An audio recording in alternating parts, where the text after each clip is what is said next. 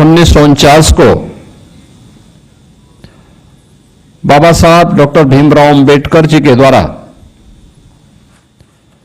भारत के संविधान का ड्राफ्ट तैयार करके संविधान सभा को सौंपा जाता है। 26 जनवरी 1950 को भारत ने अपना संविधान अंगीकार किया और उसे लागू किया। भारत ने बहुदलीय लोकतांत्रिक एक संसदीय पद्धति को अपने यहां लागू की और भारत के लोकतंत्र की यह खूबी रही है कि उसने भारत के हर वयस्क मतदाता को समान रूप से और किसी भी जाति, किसी भी मत, किसी भी मजहब, किसी भी क्षेत्र, किसी भी भाषा का हो, वयस्क मतदाता है तो समान रूप से सबको अपना एक मताधिकार की पूरी स्वतंत्रता दी। भारत के संविधान ने प्रत्येक नागरिक के लिए उसके मौलिक अधिकार दिए। भारत का संविधान दुनिया का सबसे बड़ा संविधान माना जाता है। दुनिया का भारत गौरव के साथ कहता है कि हम दुनिया के सबसे बड़े लोकतंत्र हैं और भारत को ही यह गौरव भी हासिल है कि दुनिया का सबसे प्राचीन लोकतंत्र के रूप में, लोकतंत्र की जननी के रूप में भी भारत दुनिया के अंदर अपनी बात को प्रभावी ढंग से रखने का अधिकार रखता है। सैकड़ों वर्षों की गुलामी के बाद 15 अगस्त 1947 को जिस देश को आजादी मिली, देश के महान स्वतंत्रता संग्राम सेनानियों ने, हुतात्माओं ने, क्रांतिकारियों ने अपना बलिदान देकर के जिस देश को आजाद किया, उसकी स्वाधीनता के लिए अपना सब कुछ न्यौछावर कर दिया। स्वतंत्र भारत की व्यवस्था कैसे होनी चाहिए, 1946 के देश के अंदर संविधान सभा के लिए हुए चुनाव के बाद भारत के अंदर एक संविधान सभा का गठन डॉक्टर राजेंद्र प्रसाद जी की अध्यक्षता में बनती है और जिसे 26 जनवरी 1950 को भारत ने लागू किया। लेकिन देश के महान स्वतंत्रता संग्राम सेनानियों का जो संकल्प था, भारत के बारे में उनका जो सपना था, उस सपने को अपने राजनीतिक स्वार्थ का, अपने संकीर्ण राजनीतिक स्वार्थों की प्रतिपूर्ति का एक माध्यम बनाया था आजादी के बाद एक परिवार ने। गाए बगाए आज भी उस परिवार के माया मोह से व्यवस्था कभी कभी ऐसी जकड़ी भी दिखाई देती है। अभी भी उन सच्चाइयों को, उन पर्दों से अभी तस्वीर को साफ किए जाने की आवश्यकता है।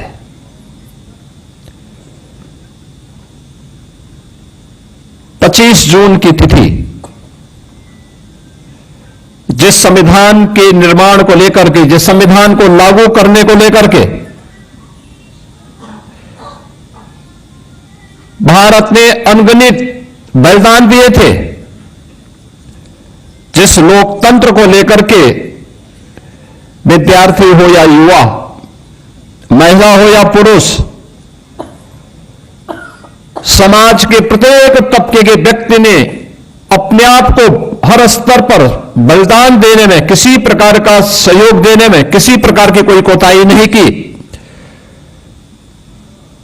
बाबा साहब भीमराव अंबेडकर ने तमाम अपमान सहने के बावजूद अपनी पूरी ताकत के साथ, अपनी पूरी बुद्धिमत्ता के साथ भारत के संविधान का जो ड्राफ्ट तैयार करके भारत के नागरिकों के लिए दिया था,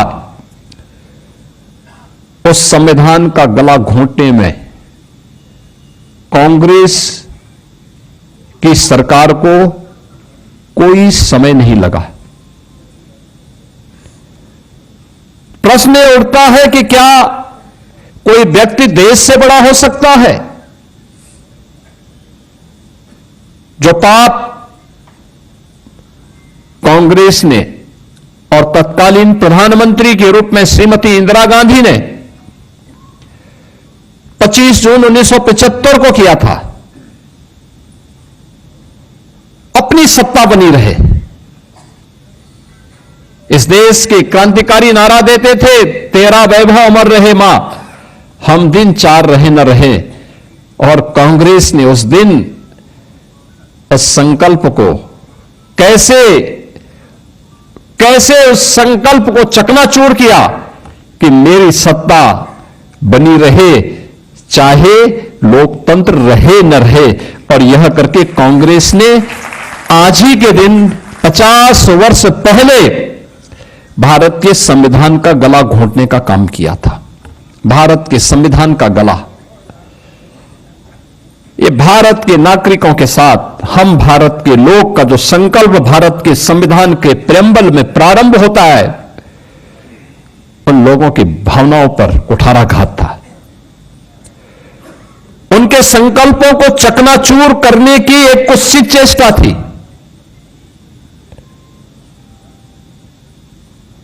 कैसे प्रेम्बल तक में देर रात्रि में उन्होंने संशोधन करके धर्मनिरपेक्ष और समाजवादी शब्द जोड़ करके भारत की आत्मा पर कुठाराघात करने का कार्य किया था, संविधान की आत्मा को चकनाचूर किया था। ये किसी से छुपा हुआ नहीं। और अफसोसजनक तो ये कि पहले आम चुनाव के बाद बनी हुई तत्कालीन पंडित नेहरू की सरकार से लेकर के लगातार जब भी कांग्रेस को अवसर मिला, कांग्रेस ने बाबा साहब भीमराव अंबेडकर और भारत के संविधान को अपमानित करने का कोई मौका गंवाया नहीं।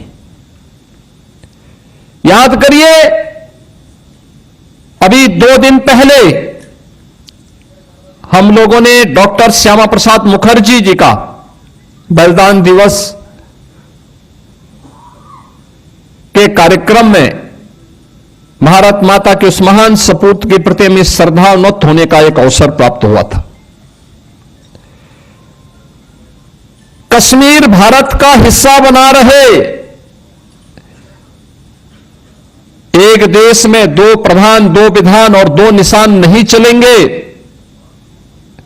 देश की आजादी के बाद भारत माता की किसी सपूत ने नारा दिया था, वो डॉक्टर श्यामा प्रसाद मुखर्जी थे।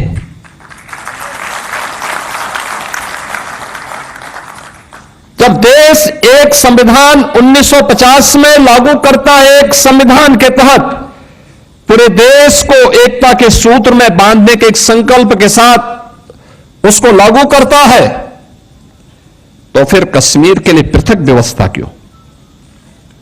डॉक्टर श्यामा प्रसाद मुखर्जी जी ने यही तो बोला था, यही तो प्रश्न उठाया था, और इसके लिए उन्होंने अपना बलिदान दिया। कश्मीर में धारा 370 लागू करने का पाप ये कांग्रेस की सरकार का पाप है। मीडिया के गले को घोंटने का काम ये कांग्रेस की सरकार का काम है। मौलिक स्वतंत्रता को रौंदने का काम संविधान लागू होने के तत्काल बाद से कांग्रेस नेतृत्व की सरकारों ने प्रारंभ किया। और इस सिलसिला जो वहां से प्रारंभ हुआ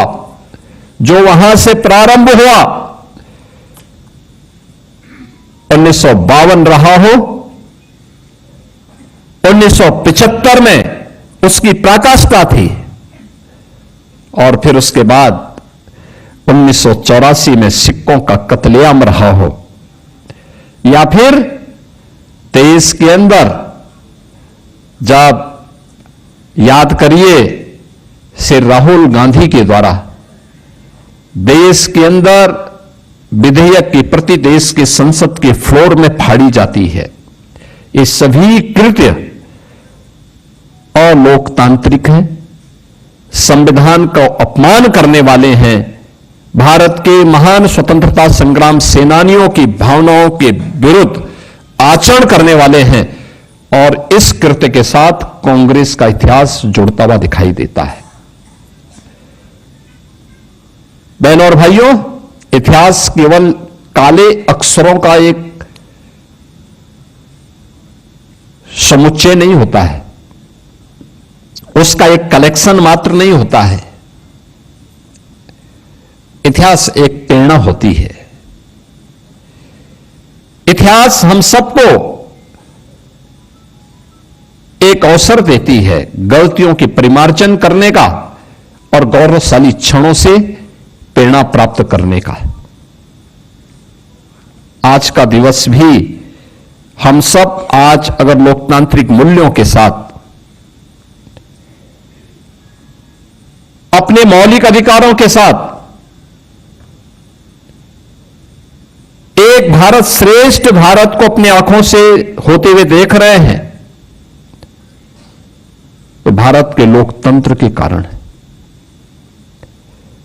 एक सामान्य परिवार में पैदा होने वाला व्यक्ति देश का प्रधानमंत्री और देश का राष्ट्रपति बन सकता है, इसलिए क्योंकि भारत एक लोकतांत्रिक देश है। भारत के अंदर बिना भेदभाव के हर नागरिक को एक समान मताधिकार की शक्ति का उपयोग करने की स्वतंत्रता है, इसलिए क्योंकि भारत ने जिस संसदीय लोकतंत्र को अपनाया है, वह संसदीय लोकतंत्र हमें एक रक्षा कवच भी प्रदान करता है। भारत ने हर वयस्क मतदाता को जो अधिकार दिया है, और दुनिया के सबसे पहले लोकतांत्रिक देशों में भारत एक ऐसा देश है जिसने अपने यहां संसदीय लोक प्रणाली लागू होने के बाद क्या महिला हो या पुरुष, सबको समान रूप से अधिकार दिया। अमेरिका में या इंग्लैंड में उनका लोकतंत्र लागू होने के कई वर्षों के बाद, कई दशकों के बाद वहां की महिलाओं को मत देने का अधिकार प्राप्त हुआ। उन देशों में कई कई वर्षों तक, कई कई दशकों तक उन चंद लोगों को ही मताधिकार का उपयोग करने की स्वतंत्रता होती थी। लेकिन भारत ने जिस दिन अपना संविधान लागू किया, पहला आम चुनाव हुआ 1952 में, तब से लेकर के लगातार बिना भेदभाव के, क्या महिला हो क्या पुरुष हो, क्या राजा हो क्या रंक हो, हर नागरिक को एक समान रूप से लोकतांत्रिक मूल्यों के अधिकार देने की स्वतंत्रता दी। क्या हुआ था 25 जून 1975 को? यहां पे अभी आपने मंच पर उपस्थित लोकतंत्र सेनानियों के मुंह से बातों को सुना। कुंवर मानवेंद्र सिंह जी हो, सुरेश खन्ना जी हो, अशोक वाजपेयी जी हो, राजेंद्र तिवारी जी हो, देवीदीन पाल जी हो, विश्राम सागर जी हो, रमाशंकर त्रिपाठी जी हो, या आप में से बैठे हुए दर्जनों वे लोकतंत्र सेनानी जिन्होंने उन पलों को जिया है, उनको झेला है और उन परिस्थितियों का सामना करते हुए आज भी अपनी जिजीविषा के साथ आप सब अपने उन मूल्यों और आदर्शों के जोले जूझते हुए कार्य कर रहे हैं। मैं इस अवसर पर आप सभी का अभिनंदन करता हूं, आपका स्वागत भी करता हूं। कांग्रेस को अपने इस कृत्य के लिए देश की जनता से माफी मांगने की भी मैं आज यहां पे मांग करता हूं। उसे माफी मांगनी चाहिए देशवासियों से, भारत के नागरिकों से, उन दलितों से, वंचितों से, गरीबों से जिनकी आवाज बाबा साहब भीमराव अंबेडकर के लेखनी के माध्यम से संविधान के अधिकार के रूप में उन नागरिकों को प्राप्त होती है। उन गरीबों से, उन वंचितों से माफी मांगनी चाहिए जिनकी आवाज को दबाने का काम कांग्रेस ने लगातार किया है, और वे चेहरे आज बेनकाब हो रहे हैं। आपने देखा होगा, समाजवादी पार्टी हो या आरजेडी, अन्य दिनों में इनकी प्रेस वार्ताएं होती हैं, इनके ट्वीट होते हैं। आज आपातकाल के इस काले अध्याय पर, संविधान की हत्या के इस दिवस पर उनका कोई ट्वीट नहीं आया, खन्ना जी ने यहां बताया है, स्वर्गीय मुलायम सिंह जी, स्वर्गीय जयप्रकाश जी रहे हों, डॉक्टर राम मनोहर लोहिया रहे हों, राजनारायण जी रहे हों, या आरजेडी के वर्तमान में नेता श्री लालू प्रसाद यादव, लालू जी हों, ये सभी संविधान का गला घोंटने के खिलाफ किए जा रहे आंदोलन का हिस्सा थे। अटल जी विपक्ष के वरिष्ठ नेता थे। सर्वे अटल जी, सर्वे लालकृष्ण आडवाणी जी, सर्वे डॉक्टर मुरली मनोहर जोशी जी, सर्वे राजनाथ सिंह जी, ये सभी वरिष्ठ नेता, राष्ट्रीय स्वयंसेवक संघ के पदाधिकारी हों, भारतीय जनसंघ के पदाधिकारी रहे हों या जनता पार्टी के, ये सभी लोग कांग्रेस की इस तानाशाही पूर्ण कार्रवाई का विरोध कर रहे थे। उसका उन्होंने पुरजोर विरोध किया, यातनाएं भी झेली। लेकिन आज कौन वे लोग हैं जो कांग्रेस के खिलाफ खड़े तो हुए थे, लेकिन अपनी सत्ता स्वार्थ के लिए आज कांग्रेस के सामने ये नाक रगड़ते हुए दिखाई देते हैं। इनका ये चेहरा भी आज आप सब देख रहे होंगे। ये लोकतंत्र की दुहाई देते हैं, संविधान की दुहाई देते हैं, लेकिन संविधान का गला घोंटने वालों को और बाबा साहब भीमराव अंबेडकर का अपमान करने वालों को अपने गले का हार भी बनाते हैं। ये वही लोग हैं। इनका ये दोहरा चरित्र लोकतंत्र के लिए भी खतरनाक है और साथ साथ उन मूल्यों और आदर्शों के सामने भी सबसे बड़ी बाधा है जो भारत के स्वाधीनता संग्राम सेनानियों ने जो सपना देखा था। आज का दिन हम सबको उन चेहरों को बेनकाब करने का भी एक अवसर दे रहा है जिन लोगों ने लोकतंत्र की आड़ में भारत के मूल्यों और आदर्शों को अपने स्वार्थ की बलि चढ़ाने का कुत्सित प्रयास किया। यही तो कांग्रेस करती रही और आज भी उसी मार्ग पर कांग्रेस हो या समाजवादी पार्टी हो या आरजेडी हो या उनके सहयोगी दल हो, उसी मार्ग का अनुसरण कर रहे हैं।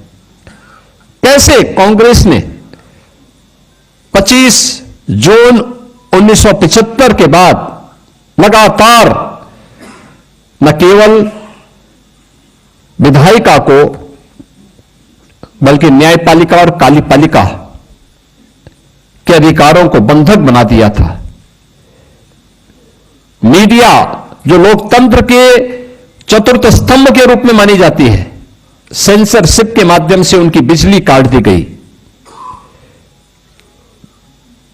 उस समय विजुअल मीडिया नहीं था, सोशल मीडिया नहीं था, लेकिन प्रिंट मीडिया की प्रिंटिंग के मार्ग में कैसे बाधाएं खड़ी करने का प्रयास किया था। जनसत्ता के बारे में कहते हैं उन्होंने जो अपनी पूरा संपादकीय कॉलम था ब्लैंक छोड़ा था, विरोध में ब्लैंक छोड़ा था। कुछ समाचार पत्रों ने काले पृष्ठों के साथ अपना पूरा ब्लैंक पेपर बाहर बाहर भेजा था, पब्लिक के सामने पहुंचाया था विरोध दर्ज करने के लिए। लेकिन उस समय भी बहुत सारे लोग ऐसे थे जो लोकतंत्र के लिए और भारत के लिए अपने आप को समर्पित भाव के साथ कार्य कर रहे थे। 1 लाख से ज्यादा लोकतंत्र सेनानी गिरफ्तार हुए थे, सैकड़ों पत्रकार गिरफ्तार हुए थे, अधिवक्ता गिरफ्तार हुए थे, समाज के अलग अलग तबके के लोग, क्या चिकित्सक, क्या शिक्षक, क्या अधिवक्ता, क्या किसान, क्या नौजवान, क्या विद्यार्थी, क्या महिला, क्या पुरुष, इन सभी ने बढ़ चढ़ करके लोकतंत्र को बचाने के लिए अपनी पूरी ताकत लगाई। और आज उसी का परिणाम है कि भारत का लोकतंत्र फिर पूरी बुलंदियों के साथ आगे बढ़ रहा है। और अब तो बुलंदियों के साथ क्या भारत, जब हम काले अध्याय, देश के संविधान को कलंकित करने वाले इस अध्याय के 50 वर्ष पूर्ण होने पर इस संगोष्ठी का हिस्सा बन रहे हैं। बहनों और भाइयों, बहुत सारे प्रश्न हम सबके सामने हैं।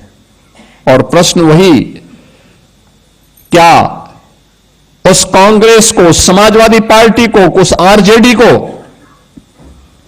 जिन्होंने संविधान का गला स्वयं घोंटा था और जब भी अवसर मिला परिवारवाद के लिए, सत्ता स्वार्थ के लिए संविधान का गला घोंटने में किसी प्रकार की कोई कोताही नहीं बरती, क्या उनको संविधान की दुहाई देने का कोई अधिकार है या नहीं है? और बहनों और भाइयों, अगर नहीं है तो यह प्रश्न जनता के द्वारा इन लोगों से पूछा जाना चाहिए, किस मुंह से यह संविधान की दुहाई देते हैं? जब इनको अवसर मिला था तो इन्होंने स्वयं ही उसका गला घोंटने का काम किया था। लगातार बाबा साहब भीमराव अंबेडकर के संकल्पों को तुषारपात करते रहे, लगातार ये लोग उन कृत्यों को करते रहे। और आज ये लोग बाबा साहब भीमराव अंबेडकर की या संविधान की दुहाई देकर के आंखों में धूल झोंकने का काम करते हैं। हमें इनको एहसास कराना चाहिए कि नहीं, सच्चाई ये नहीं है। सच्चाई ये है कि जब भी कांग्रेस को, आरजेडी को, समाजवादी पार्टी को या इन लोगों को जब भी मौका मिला, इन्होंने लोकतंत्र के गले को घोंटने में कोई कोताही नहीं बरती। बहनों और भाइयों, आज का दिन हम सब के लिए संविधान बचाने का एक दिवस के एक संकल्प के रूप में है। देश के महान स्वतंत्रता संग्राम सेनानियों के संकल्पों से प्रेरणा ग्रहण करने का एक अवसर देता है। भारत के 144 करोड़ लोगों के उन संकल्पों को आगे बढ़ाने के लिए प्रधानमंत्री मोदी जी के नेतृत्व में एक भारत श्रेष्ठ भारत की जिस परिकल्पना को साकार करने के लिए आज हम काम कर रहे हैं, उन मार्गों का अनुसरण करने का यह दिवस है। आज के इस अवसर पर ये जो लोकतंत्र सेनानी यहां पर आए हैं, इन्होंने उस समय जो कुछ घटित हुआ था उसके बारे में अपने शब्दों से यहां पे अवगत कराने का प्रयास किया। और हमारी भी इच्छा थी आज का दिवस मुख्य रूप से जो उस अभियान का हिस्सा थे उनके मुख से ये बातें आज की पीढ़ी सुने, उस वास्तविकता को अवगत कराएं, कैसे कैसी प्रताड़ना हुई थी। यहां पे जो बोल रहे थे तब भी उन लोगों ने बड़ी सात्विक भाषा में अपनी बातों को कहा, लेकिन उससे भी कठिन दौर से लोग गुजरे थे। और मैं चाहूंगा कि आप जितने लोग आए हैं, बाहर जो एग्जीबिशन लगी हुई है उसको जरूर देखें, उसको जरूर देखें। हमें आने वाली पीढ़ी को बताना पड़ेगा कौन लोग हैं जो देश के साथ धोखा करने वाले लोग हैं, कौन लोग हैं जो संविधान का गला घोंटने वाले लोग हैं, कौन लोग हैं जिन लोगों ने बाबा साहब भीमराव अंबेडकर के सपने को चकनाचूर करने का काम किया था। और आज वही लोग फिर से प्रमाण पत्र लेकर के अपनी साफ गोई के बारे में देश के सामने एक नया चेहरा लेकर के अपने आप को प्रस्तुत करते हैं। हम सबको इससे सावधान होने की आवश्यकता है। आज के इस अवसर पर मैं सभी लोकतंत्र सेनानियों का हृदय से अभिनंदन करता हूं। उत्तर प्रदेश के अंदर जो हमारे लोकतंत्र सेनानी हैं, इन लोकतंत्र सेनानियों की स्थिति को देखते हुए हमने पिछली बार जब मेरे सामने प्रस्ताव आया था हमने उनकी मासिक पेंशन की राशि को बढ़ोतरी की थी और इस बार हम उनको घोषणा कर रहे हैं कि उनको कैशलेस उपचार की व्यवस्था उनके और उनके परिवार के सदस्यों के लिए हम लोग इस अवसर पर प्रदेश के अंदर लागू करेंगे, जिससे उनको इसकी सुविधा का लाभ प्राप्त हो सके। और मैं तो सभी लोकतंत्र सेनानियों से अपील करूंगा, सभी लोकतंत्र सेनानियों से अपील करूंगा कि वे अपने अपने जनपद में जाकर के इन चेहरों को बेनकाब जरूर करें, जिन्होंने संविधान का गला घोंटने का काम किया था, जिन्होंने 1975 में संविधान का गला घोंटने का काम किया था। और लगातार वे लोग, जब भी उन्हें अवसर प्राप्त हुआ है, वे लगातार भारत के संविधान का अपमान किए हैं। ऐसे लोगों को बेनकाब करने के लिए आपातकाल की उन दर्द भरी स्थितियों के बारे में उनको प्रत्येक नागरिक को अवगत करानी, वर्तमान पीढ़ी को बताई जाने की आवश्यकता है, क्योंकि 50 साल का एक कालखंड, ये लगभग 2 युगों के बराबर है। ये 2 युग, ये 2 पीढ़ियां आ चुकी हैं।